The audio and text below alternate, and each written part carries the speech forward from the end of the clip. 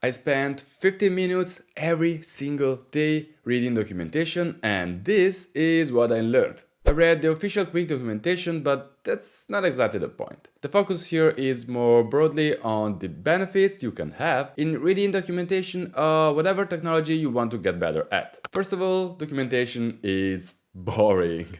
I know, but already on the second day of this experiment, I started noticing something interesting is that I was discovering tiny features or details that I wouldn't have found myself.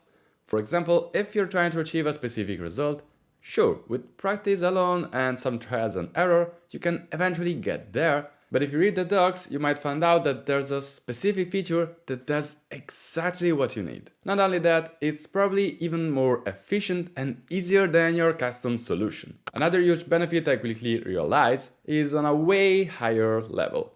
I'm talking about the bigger picture, grasping and internalizing the philosophy behind the technology. Why is it even relevant? Let's try to explain it with an example with JavaScript frameworks. There are a new dozen ones every year probably, and all of them are similar in some aspects, but significantly different in others.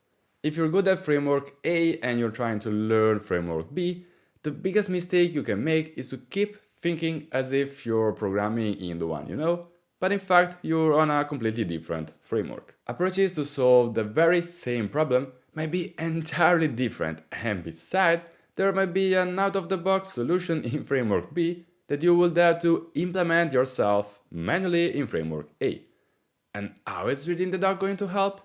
If you notice, next to the code examples and the list of features and components, there are usually some pages explaining the reasoning that lies behind the framework, what are its core principles and how you're supposed to use it. Chances are, if you follow the advice of the others, you'll be able to get the most out of that technology. So far so good. Am I saying that reading docs alone is gonna make you an expert? Obviously not. Take myself as an example. I can't even remember what I had for lunch yesterday. Imagine how much I can remember from what I read in the docs 2 weeks ago. That's why I always recommend to follow along with the projects while reading the docs. It doesn't have to be a big project, but try to make something that allows you to play with the features you're learning. This way you'll better understand how they work and you remember them more easily. Bonus points, you also have a project with examples you can refer to in the future. As always, don't forget to put it in a public repository, because by building in public, you can actually get feedback from other people, which is an additional value for you and for the community. Besides, you're creating one more example on the internet that can help other people in the future. One more practical action you can do while reading the docs is to write down notes on interesting details or nuances. For example, if you're already working on a project, instead of switching to the code with the risk of losing the starting momentum, you can just write down a note and keep reading.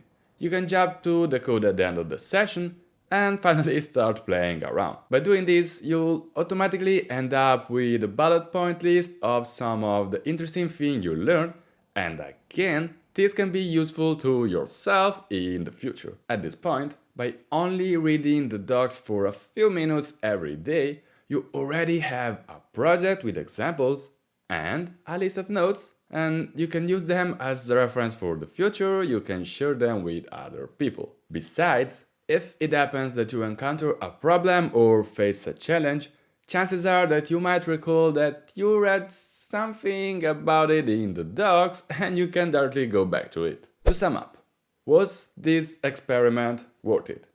Absolutely.